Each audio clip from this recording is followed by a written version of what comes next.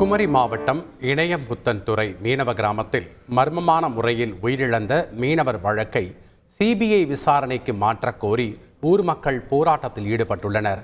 அவர்களுடன் பேச்சுவார்த்தை நடத்தச் சென்ற போலீசாரை முற்றுகையிட்டதால் பரபரப்பு நிலவி வருகிறது. கூடுதல் தகவலை செய்தியாளர் ராஜேந்திர பிரசாத்திடம் கேட்கலாம். வணக்கம் ராஜேந்திர பிரசாத், அங்க இருக்கக்கூடிய முற்றுகை போராட்டம் குறித்த முழு விவரங்கள் என்ன? வணக்கம். அதாவது புதுக்கடை அருகே இணையம்புத்தன்துறை மீனவ கிராமத்தை சேர்ந்த மீனவரான கிறிஸ்டிராஜ் என்பவர் கடந்த 3 மாதங்களுக்கு முன்பு நள்ளிரவு நேரத்தில் வீட்டின் முன்பக்கம் உள்ள கேற்றில் தூக்கில் தொங்கியவாறு மர்மமான முறையில் இறந்த நிலையில் காணப்பட்டார்.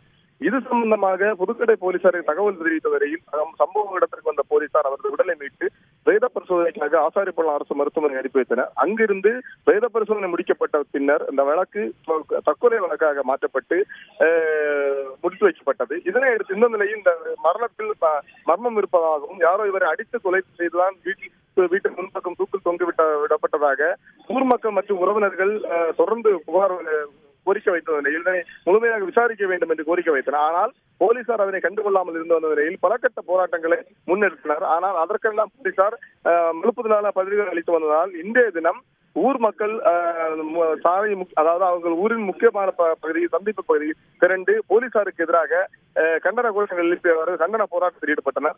இதனையடுத்து சம்பவ இடத்திற்கு சென்ற போலீசாரை அவர்கள் முற்றுகையிட்டு அவர்கள் வாக்குவாதத்தில் ஈடுபட்டனர். அதோடு மட்டுமல்லாமல் இந்த வழக்கை தமிழ்நாடு காவல்துறையில் விசாரித்தால் உரிய நீதி கிடைக்காது என்றும் இந்த வழக்கு சிபிஐ விசாரிக்க வேண்டும் என்றும் போலீசுக்கு எதிராக கண்டன கோஷங்கள் எழுப்பி தொடர்ச்சியாக அதாவது காலை முதலே தற்போது வரை இந்த போராட்டத்தில் ஈடுபட்டு வருகின்றனர். இந்த போராட்டத்திற்கு முழுமையான அவர்கள் கோரிக்கையை நிறைவேற்றும் வரை இந்த போராட்டம் தொடரும் என்றும் மீனவ மக்கள் தெரிவித்து வருகின்றனர்.